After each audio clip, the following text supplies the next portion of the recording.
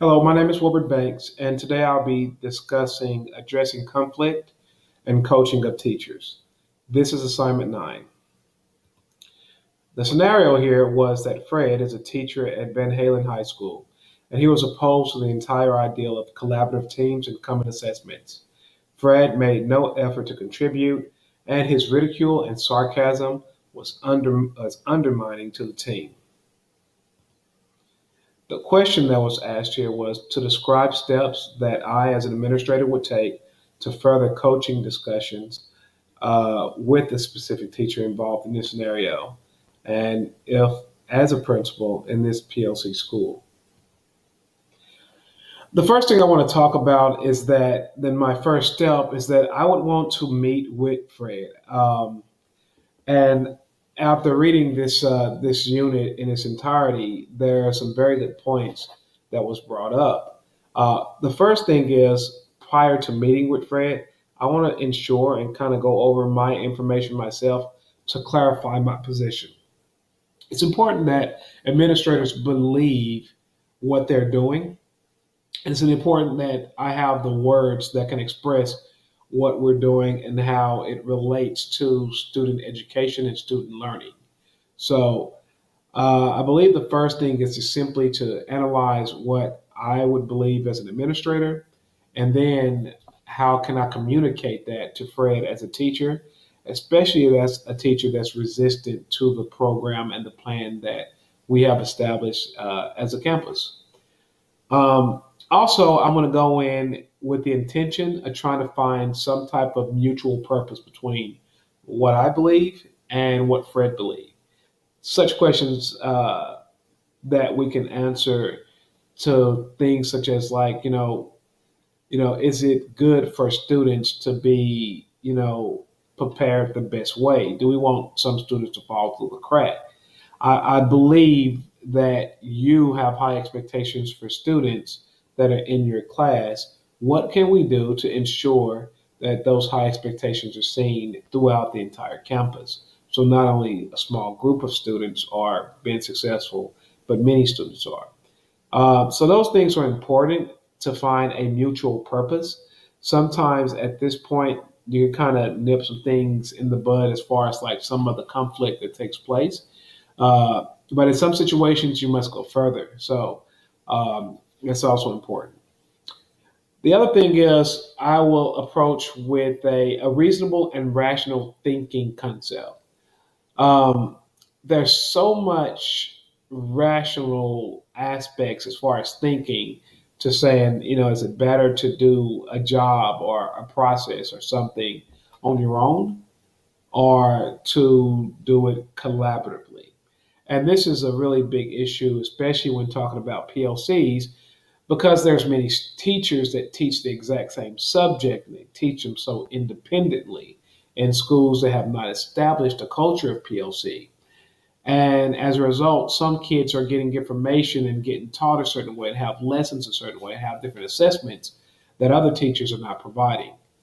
So the common sense, the reasonable and rational thinking is that there's many people doing the same job, and just that collaborative aspect could make each individual's job, first of all, a little bit easier overall. But the other point of it is that by having more knowledge, by having more individuals, you get more knowledge, you get more strategies, you get things that work out for all students. And I would want Fred to see this concept because this is one of the big benefits of having a PLC.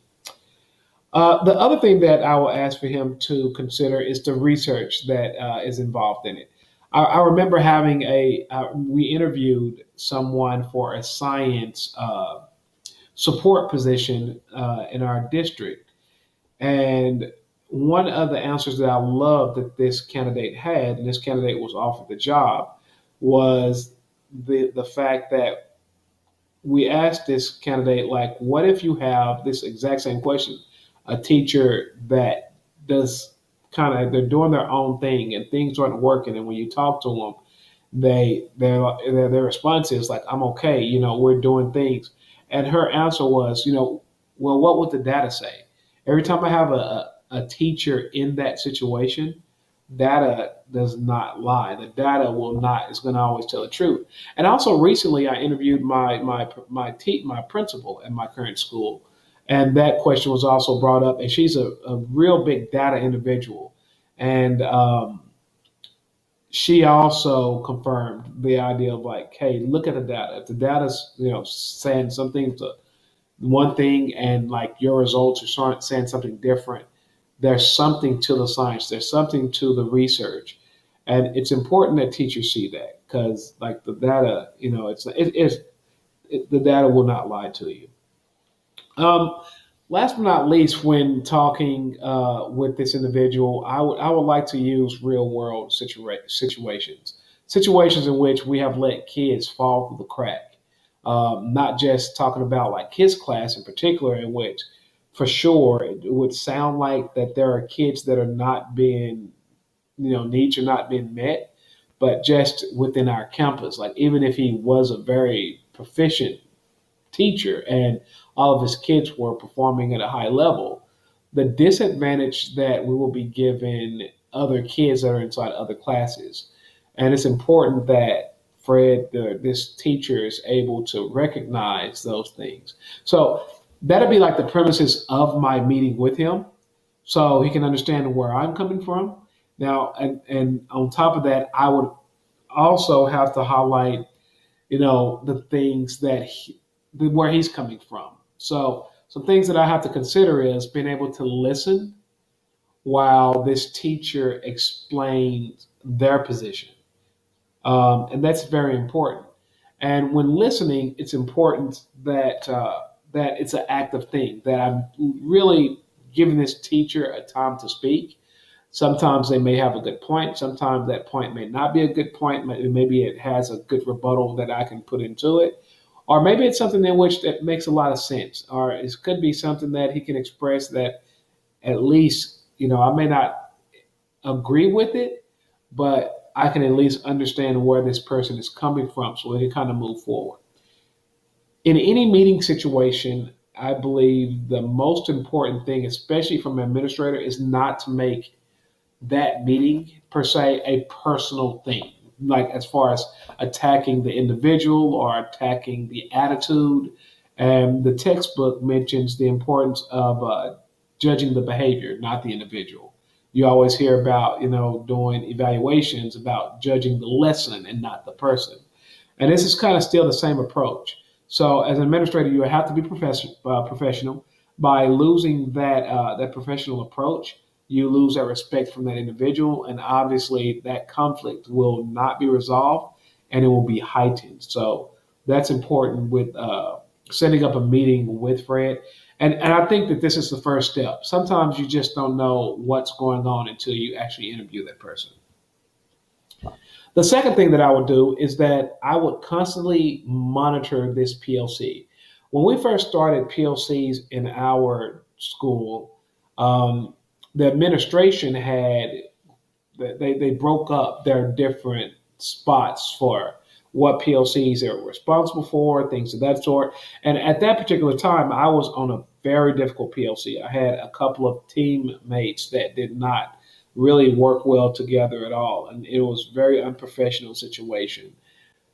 But I think the more difficult aspect of that was the fact that the administrator that was kind of that's supposed to look over our team rarely appeared in those team meetings. So this conflict just continued, and flames, and fuel was kind of mixed, and it continued to grow, and it continued to cause issues. So by the time he realized what was going on, it's like the fire has gotten too big. Instead, so the other part that I think is essential in this case is attending those PLC meetings.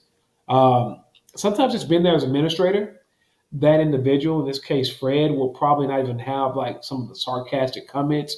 And just for the sake, for some individuals, for their job's sake and just for their professionalism, they will limit or decrease like the negative comments and the sarcasm that's obviously seen there. So and that's an important thing. The next thing is review their PLC's student data on a regular basis, remembering the fact of the basis of why we want the PLC. and we can constantly look at the data. The principal should have access to that data on a regular basis and should monitor that data. In this case, um, this particular group will be a big interest of mine. I'll review PLC notes and agendas as well. The next thing I'll do is that I will schedule weekly meetings with Fred. And inside these meetings, I would focus on a couple of things. I would discuss, his behavior, not his attitude. But then on top of that, for things in which his behavior displayed a collaborative spirit that we want in our PLCs, I will ensure that I offer celebrations to him. That he has some type of celebration for that. Sometimes those things will obviously probably won't be a public thing, and sometimes they are, but it's important that he understands that he is an important part of the team, that he is an important part of the staff. But the other thing that you get from weekly meetings is that, I want to be able to hear and allow teachers to express themselves. And of course, that leads to conflict. Um, but as many of the texts that we have had throughout this complete program would state that the ideal of veering away from conflict is definitely not a great approach to take. It leads to more problems for an administrator. So I want to hear his complaints. I want to hear what's not going well. I want to hear some of those negative things so we can find a counterbalance for him, so we can find a solution for him. But then on the other side of that, I do want to stress the importance of growing him as an individual, going into his classroom and not from a standpoint of like I am trying to I got you, but saying like, hey, what can we improve? How could your team, your PLC make this situation better? Regardless of the fact, going back to that data, going back to, what the research states. The next thing is find a compromise. There may be some things that Fred is just kind of uncomfortable with. His reluctance in joining the group and participating in the group and doing things the way the group's supposed to be done, a lot of times reflects back to the idea of I really don't know what to do in this situation. Adults are different, but this approach is the same approach that you will have with students. There's sometimes in which students will behave in certain ways, and it's that behavior is not because that student is just a bad student. It's simply their approach of saying, I really don't understand this information, but I don't want to be embarrassed by approaching you this way. So it's important that during those private meetings that that we can discuss those things. And as a result, we can, I'm not going to change my idea, my belief, my vision. But what we can do is maybe have an approach in which I say, okay, Fred, here we're going to do. You're acquired inside your team. You're going to do two things instead of like, having four jobs to do. You're going to, write down two positives from each meeting.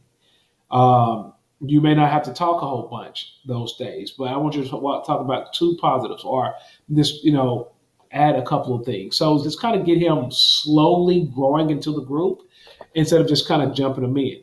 In that case, we're still going in the right direction. Fred now has his own pacing that's maybe important for him as an individual, and those are things that are big for us. The other thing is provide additional professional development. Sometimes, as mentioned earlier, some teachers are just not comfortable with the material, with the program, with the big cultural shift that's taking place. And professional development aids to knowledge if it's done the right way, especially in this case. And with that comfort comes the ability to interact with his PD, with his professional learning community a little bit better and be able to contribute to that professional learning community as well. And this will have to be something that's, per se specific for the campus, specific for this team and his needs, so that his contribution to the team can be immediate. That will be our goal for doing that. And last but not least, um, this is also mentioned in the text. Sometimes you just have to approach some employees with the idea of saying, "Hey, I'm just going to require for you to do this because this is what we believe and this is what's best for students. I've given you the evidence. I've showed you the data. I have given you as much as I can, and I'm just going to make this. This is just going to have to be a requirement. The big issue with that is how do you approach it? Do you approach it with attitude? Do you approach it with um, that personal feeling of judging that individual? It's important that in cases, especially cases like this, that you respect the individual, that you respect that person. However, you maintain your standard. You maintain what you believe to be right by students. And in this case, obviously, it could lead to a big issue as far as like contacting the board or things of that sort to try to see what further actions take place. The other thing that you gather from this is in this case, whatever consequences are present because of this teacher's lack of compliance, you're going to have to follow through on it, and unfortunately, that's important. So, but I think the big thing about that is that administrators have to expect some situations like that. When you fail to prepare for those situations, when those situations happen, they're probably too difficult for you, and you just you can easily lose that battle. I think because you're just going to fall to I want everyone to be happy. So those are just the realities of having, leadership positions. You can't be everyone's friend, and you have to move by your vision. You have to do what's best for kids. So to conclude, as I look through this, I would like to take a principles approach. I would like to be professional in this situation. I want this teacher to have a voice. I want him to be able to explain to me what does he not support? What can we do to make this better? What were some things that he felt uncomfortable with? And when the bottom line takes place, we're both adults, and sometimes that's easier said than done. But as an administrator, as a leader of a campus, it's important that I approach those situations like this, with a professional demeanor. And it's very, very easy to take a personal stance on this and be very offended by this.